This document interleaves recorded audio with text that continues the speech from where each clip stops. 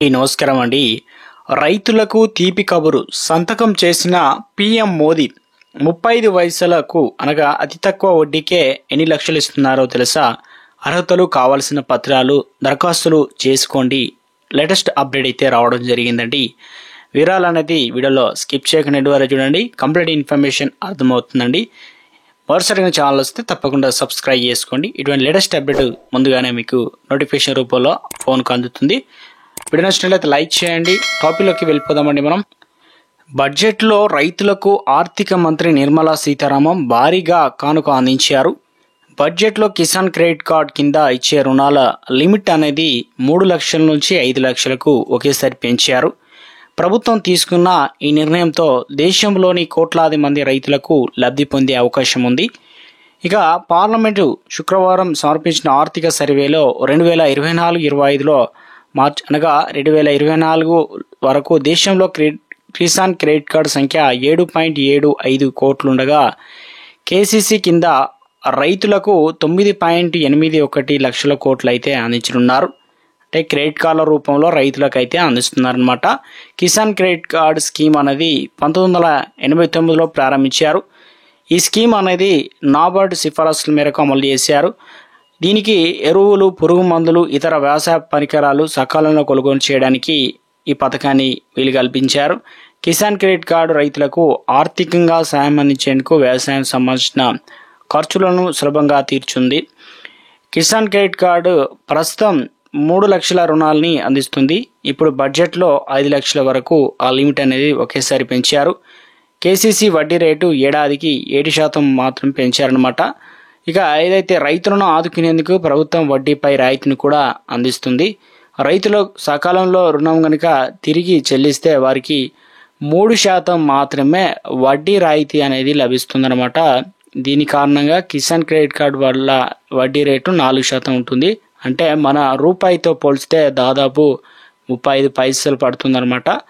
అత్యంత తక్కువది. Kisan credit card ఏదైతే ఉన్నాయో అర్హతలు, ప్రమాణాలు సెట్ చేసింది.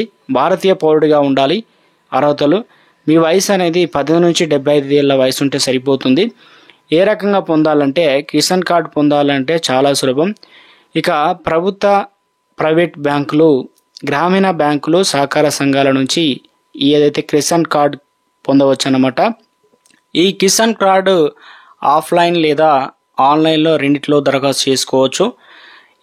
ఎక్కడికి వెళ్ళి దరఖాస్తు చేసుకోవాలంటే రైతులు సమీపంలో బ్యాంకుకు వెళ్ళి, మీ దగ్గరలో ఉన్న బ్యాంకుకు వెళ్ళి కిసాన్ కార్డు కోసం దరఖాస్తు చేసుకోవచ్చు.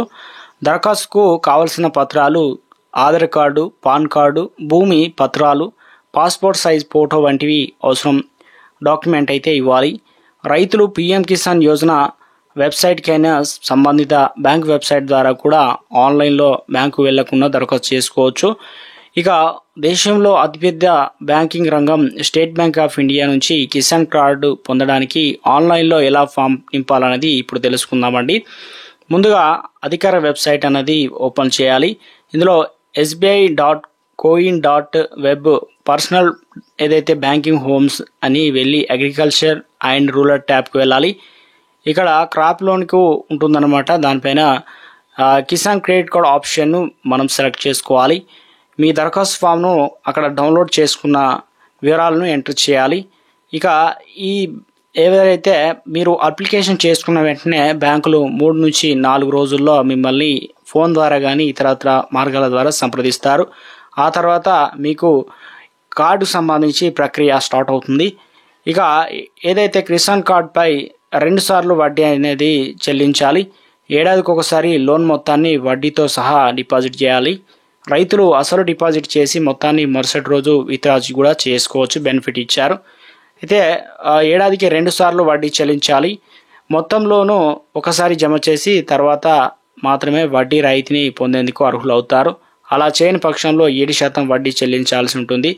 సకాలంలో కనుక వడ్డీ చెల్లించకపోతే అకౌంట్ కూడా ఎన్పిఏగా మారవచ్చు అనమాట. మొండి బకాయిల కింద మారిపోతుందన్నమాట. కేంద్ర ప్రభుత్వం సరికొత్త పథకానికి లిమిట్ అయితే పెంచారు. అవకాశం ఉన్న ప్రతి ఒక్కరు కూడా రైతులు ఈ పథకానికి సంబంధించి మనం ఈజీగా అయితే బ్యాంకుల ద్వారా ఆఫ్లైన్, ఆన్లైన్ ద్వారా చేసుకునే విధానాన్ని ఇక్కడ చెప్పారనమాట. మోదీ గారు గుడ్ న్యూస్ చెప్పారు.